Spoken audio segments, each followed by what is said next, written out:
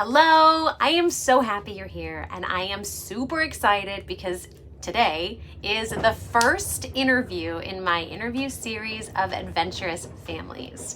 I get the privilege to talk to a wonderful family, the Griffiths. They are telling their story about buying a boat in the Mediterranean and sailing it all the way home to Australia with their two kids. The other thing that makes this interview really special is tomorrow they commence their Atlantic Ocean crossing. The Griffiths are wonderful, they're open, they're vulnerable, they're just such lovely people. I cannot wait for you to meet them, and I know you're going to find their story as inspiring as I do. Let's get started. Beautiful. You've like gone all out and I haven't even had a shower. I was last night. I didn't do anything. It's just my Zoom beauty, Ryan. It comes on Zoom. Okay. Hi. Oh, hi, buddy. Hey, boys, Great we're gonna do this fun. meeting, You guys promised me you'd behave. Yeah. That's like the bit. Okay. Okay. So when did you first get the idea to take 18 months off and sail from Europe to Australia with your kids? Well, a long time ago, about 9 years ago, we sailed the 4 kids by ourselves around the Mediterranean. And ever since then, we've been wanting to sail back home from the Med to Australia. But the boat we had back then wasn't good enough, and we just didn't have the money to make the dream come true yet. So it's been on the cards for at least that long. Yeah, a long time. Amazing. So let's start there then. You came back from your sailing adventure, just the two of you, and then you thought, okay, we want to do this. We want to make this happen. Did you then think we want to do this with kids, or did you just think we want to do this as soon as possible? We probably wanted to do it before that anyway, but we weren't sure about doing it with kids, were we? Yeah, I think what led us to do it with kids is, you see them get so old so quickly, and the window for them to spend time with you is pretty short. Yeah.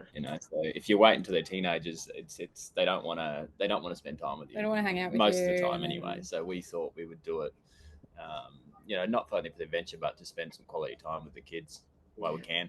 And if we wait till they're adults, we never know what happens to us between now and then. We might not be able to go. Yeah. So it's one of those you only live once type of scenarios. Totally. And I think it wasn't until the kids started school that Ryan, you sort of got on board with homeschooling on the boat for a short period of time. Okay, then what were some of the biggest hurdles standing in your way as you decided to do this and you started planning for it? What were some of the things you had to overcome to get to the place to do it? And mine was work. Obviously, I'm still working and have got work back home that I've got to try and balance. Yeah. And I think for Audrey, probably homeschooling was the biggest thing as well. Yeah, I was always willing to do it. I needed to get Ryan over the edge. But that's probably one of the most challenging obstacles I've had, like in terms of change from home where the kids are at school 5 days a week to here where I have to school them. And then making the decision that you're actually going to do it too is the hardest part. You go from one day and then you realize that you're selling your stuff. And I mean, we rent our house, but we sold everything else. It's, you question yourself whether you're doing the right thing at some point. Yeah, there's always as a parent, you're always questioning whether your decisions are right anyway. And obviously there was the financial aspect of buying a boat that was ocean worthy. Right. And hang on, we just got a bit of an interruption. Being able to afford a decent enough boat to keep our family safe on the ocean. So you mentioned two things that I think a lot of people ask about, which is one, I hear people say, oh, my partner is there's no way my partner would be interested in homeschooling. That's something I hear a lot. And so you said you got him over the edge, like you got him to be cool with it. What did you do? What helped push him over the edge? I think the kids actually starting school and seeing that one-on-one teaching might not actually set them backwards. No, I think what did it was when COVID hit. COVID, and they gave the curriculum that the kids needed to do in a day. Right. and it was about 20 minutes of work. That's what I mean. And I was like, what? We're paying Right. for private school and they do 20 minutes of work. Right. I thought they would do 8 hours of hard work at school. Right. That's So it made it achievable. But for us at the age that they're at now, I'm sure it gets more as they get older. So I can't really speak for that. But our kids are both in junior school. So I think when they get older, though, it gets easier in the sense that they can read their own instructions and do their own work themselves instead of having so much hands-on work. Right. And then the other thing that you mentioned was work. I think that's something that other people have a lot of questions about. And what did you need to arrive to in your work situation to be able to take your work on the road, on the water? Yeah, we worked at it for a few years in advance, really. Yeah. It's probably a bit different for me. It's my own business, so and we've got such good people back home and make it achievable. Yeah. But yeah, you got to work. You can't just decide. Well, we couldn't just decide one night and then leave the next. Right. You know, it was something I had to work at for a while to try and make sure everything was in place. And then we've got Starlink, which I don't think we could do it without that either. So right. And will you explain what Starlink is? So that's we got the maritime version, which is satellite internet. It's an Elon Musk thing, but it's amazing. It really is. You know, we're doing it over it now. We got high bandwidth internet. It's faster than what we got at home. Right. Same for us. Australia's got kind of dodgy internet, but that's it's amazing. I think that you're right. I think that's going to make this available for more people. Yeah, can get that, and the like the conjunction with COVID, a lot of people realized they could work from home. Yeah, I think those two things together will make it achievable for a lot more people. Yeah, whether they do it or not, I'm not sure.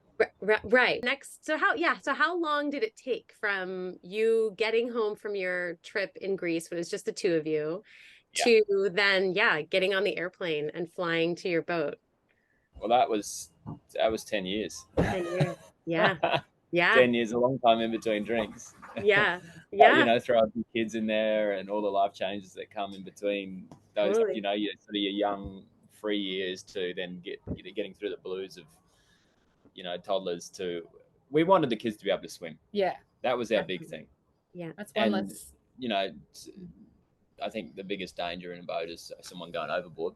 Not that being able to swim would save you in the middle of an ocean, but just when you're at anchorage, you can relax and things like that. As you guys know, your kids can all swim. So I'm so glad I'm glad you said it was 10 years, because I think it's really important to bring the reality to these Instagram feeds and these, you know, the social media postings, YouTube postings, where people kind of jump into your life when you're in it and they don't necessarily know 10 years planning for it, right? That's a long time to plan for something as amazing as this. And same for, I think for us, it was 15. So you add another kid, it's another 5 years. Yeah, that's exactly right. So that part I'm really glad you mentioned, because it does take so much work to make this happen. Yes, it does. Yeah, it does. And even while you're doing it, it's a lot of work too, not just in the lead up. Yeah. Right. Life still comes with you on these adventures. You answered the question. You did answer the question that I think a lot of people have, which is, how do you make this work? I think for a lot of people who financially could pull this off. I mean, you need to choose a boat that fits your budget too, at the end of the day, and what you want to do. You don't have to sail around the world. You can sail just in the Mediterranean, which it just opens up. You know, budget-wise, it opens up an enormous amount of options. Our last boat that was fine for the Mediterranean was $30,000. Right. Australian. Right. I'm sorry, excuse me. Sorry, 1 second. Here's hi. Hello. Hey, mate. You're using the toilet. Okay, because mine's the best. His toilet doesn't have the electric flush, so he always comes to ours. Okay, so your first boat, 30,000 Australian dollars. Yeah. And there's boats, and there's plenty of them. There's plenty of a lot of boats that you can do. I mean, even around the world, there's boats that are you know, that will suit your budget. Right. So you really got to work out what you want to do and what your budget is, and go from there.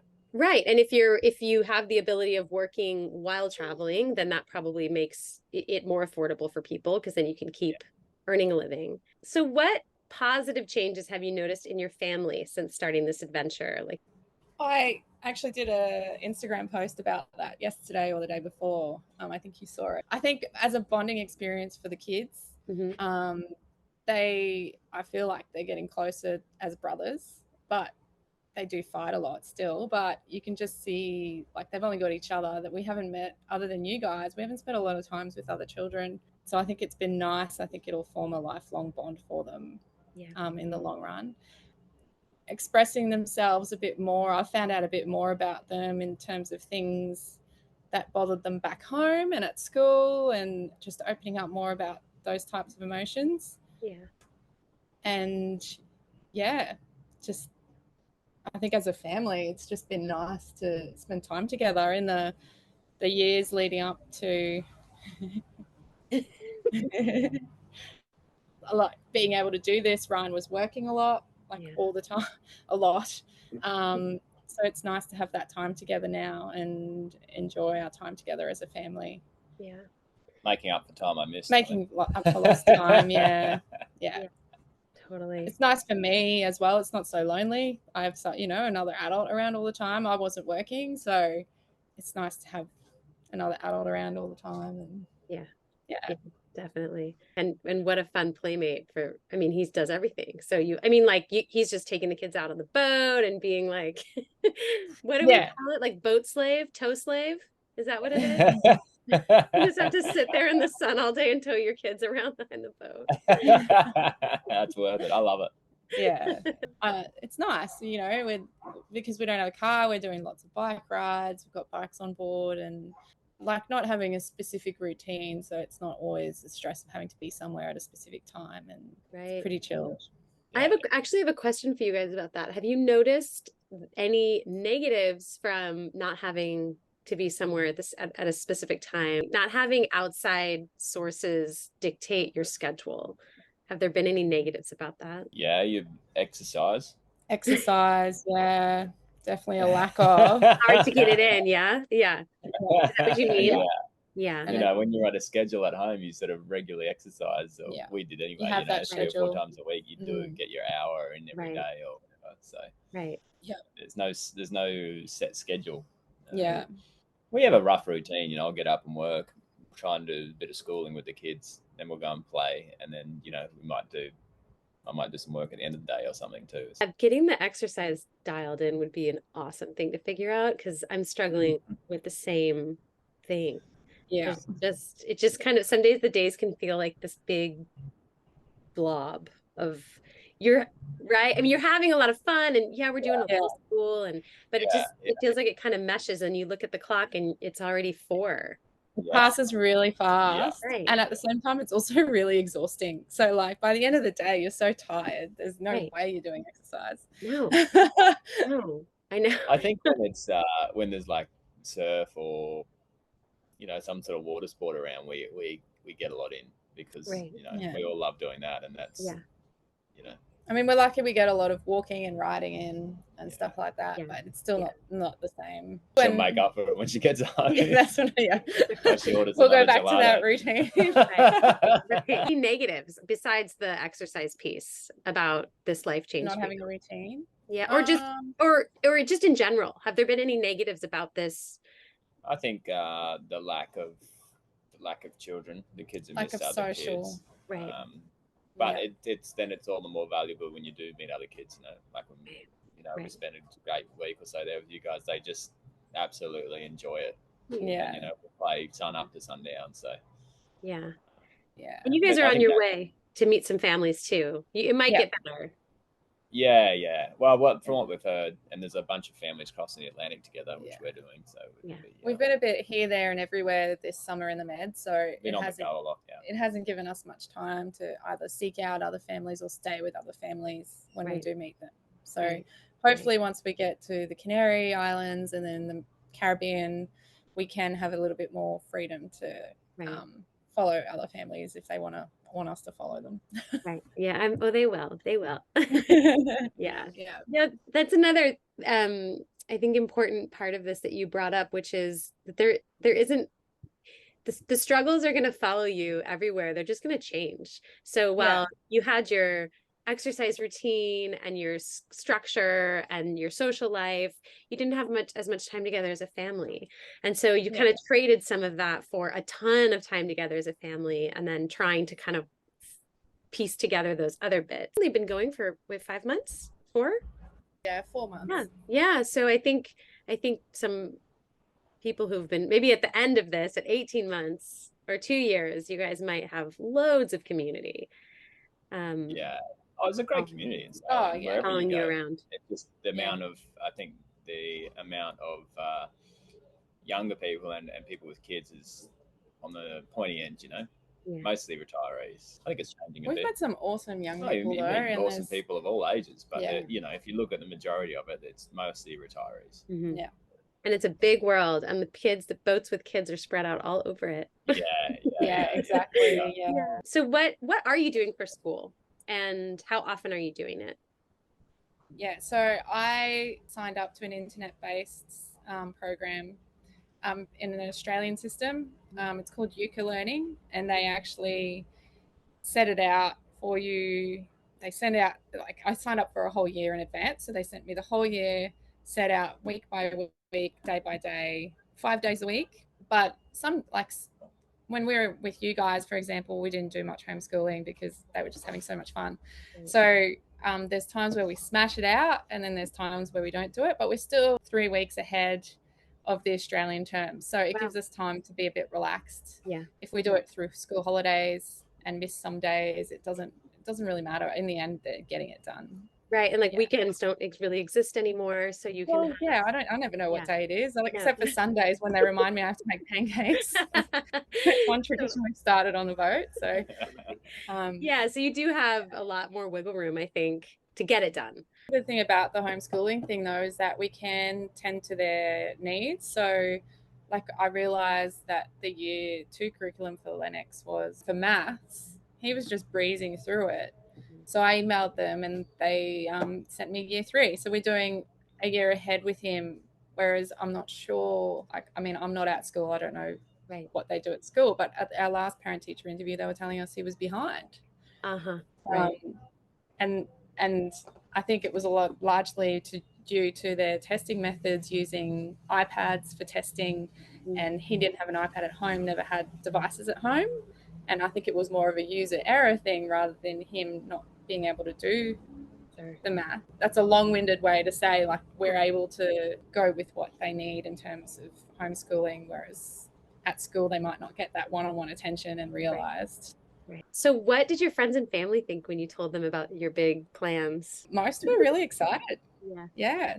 I think, my family personally, they were super excited because my mum's sailing around the world. And we were coming here, and we met up with her in the Med, and my dad lives in Europe. He's always supportive. Your family was supportive too? Yeah, my family's always supportive. I mean, they're nervous in terms of, you're crossing an ocean with kids. It's, not something to take lightly. Right. It's a big ocean. But, they're excited too. Our friends are obviously super excited. They get to follow along and come and visit and things like that as well. Yeah, it's a big decision. It is. And so everyone reacts differently.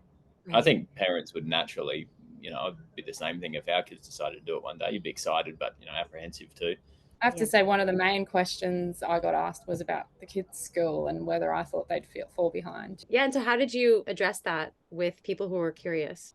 I just said what I was doing, and the fact that I was looking for a homeschooling program at the time, or I had found a homeschooling program. And personally, I moved countries when I was their age. I was 8 when I moved countries twice, and then due to that, I skipped pretty much all of grade 4, and I didn't fall behind. I never did a whole year of schooling, and I ended up fine, I think.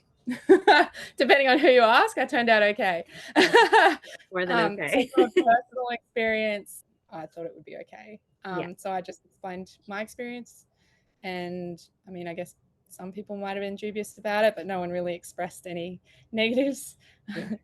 Homeschooling is a lot cheaper than schooling too. And we're saving a lot of money in terms of schooling. A lot cheaper. And it's not even just the schooling, it's all the sports and stuff you do Yeah. on the side, the swimming lessons, Right. all that, and even my gym membership and stuff. We're almost saving money. Yeah, no, I know what you mean. It's one thing Peter and I talk about because he's not working. However, I think we have taken a huge, with the exception of the price of the boat, right, which is obviously a huge chunk of the money, the money to actually live is so much less. You said when you're living in a traditional life, you're doing the traditional things it all adds up. Yeah, like you said, the gym memberships, the sports teams, the eating out in places that are expensive. When we're in California, that going out to dinner at a restaurant is so expensive. Then you move on to this life and all of a sudden those costs drop significantly. Yes. Yeah, we especially in places that are good value, we eat out a bit. Here it's quite cheap. Or you can eat sushi. The kids is €6, and they will eat through that. They eat that €6, yeah. You get 2 Long Island iced teas for €5. Right. I know. So to wrap it up, I think what I would love for you to talk about is what you would say to the people who say things like, oh my gosh, I would love to do this. It sounds so amazing, but I could never do it. And whether it's sailing or if it's just people who want to travel, get a caravan and drive around for a year with their kids, whatever it might be. So what would your message be to those people? Well, just do it. I mean, no, it's not as simple as just do it, because we've talked about how long it took us to get it going. Right. But I guess it depends what their reason for I can't is. I think it's a lot of fear. I mean, I don't know. What do you think it is? It's definitely, I think it's fear, but you'll regret the things you didn't do. I've never met anyone that regrets doing traveling or living on a boat or in a caravan. I honestly have never met anyone that says they regretted doing it. With or without kids. You regret not doing it. Yeah. If it's something that you want to do, and you can definitely make it happen. But yeah, there's a lot of fear involved. There's a lot of judgment, I think, if it doesn't work out. Right. People are fearful that their friends or family will judge them for that. But we always said if it doesn't work out, we'll just go home. And that's why we kept our house. We wanted that base. You can always start again. It's not, especially the younger you are, the easier it is to, pick up things and go. It's if the longer you leave it, the harder it is. I think if you're, you're retired, you're into your life, you sell all your things, you put it all into your boat, you're kind of stuck, right? Like that is your option. And there's never a perfect time. Yeah. Like for us, it wasn't the perfect time, but there never was gonna be a perfect time. Yeah. I agree with you. Gets harder the longer you put it off, I think. Right. I couldn't agree more. I think the more you put it off, the more deeply your roots sort of sink into where you are. Yeah. And especially something like this, the physically less, putting it off doesn't make you any better at it for sure. It probably makes you, a little bit less. So yes, as Audrey and I were rock climbing the whatever that thing was that we were trying to get over. And had to climb up what is that thing called? The gangplank? Yeah, the gangway. Yeah. The gangway. That was interesting. Yeah, as we were like heaving our legs over this, massive railing, we both were laughing. And like, I'm glad we're doing this now, because this would be a lot harder in our 70s. That's exactly right. I mean, we're going to do it in our 70s for sure. Again, I have no doubt about that. And keep doing it. Even the things that go wrong when sailing and stuff. Get sails down and blow out or go on, like it can be some physical work too. Right. Has been another challenge of living full time on a boat has been the change in sleep routine. Especially when you sail all night, there's only 2 of you and you wake up and your kids have had a great night's sleep, and you sail all day, sail all night, sail all day, Right. Right. We've had a few bedtimes that I never ever thought we'd be having as parents, like our kids going to bed close to midnight a few times. Oh, yeah. But oh well. Make it up. Yeah. Well, thank you from the bottom of my heart for hopping on and doing this. It's so nice to see your faces, and I really think that people hearing from other families that are doing it just feels so inspiring and empowering. So I'm really grateful. Thank you. Make sure you tell your story too. Yeah. Yeah, well, I will, but I get tired of hearing myself talk. It's nice to see your faces. It's nice to hear other people's stories. Yeah. Okay, that's a wrap on my first Adventure Family interview. If you want to follow the Griffiths family, they are on YouTube, They're on Instagram and they also have a blog. Audrey also has a second Instagram channel which focuses on sensory activities for children. I highly recommend you check it out. If you have any questions, any comments, please put them below. I'd love to have more conversations with you. I look forward to hearing from you, and happy adventuring.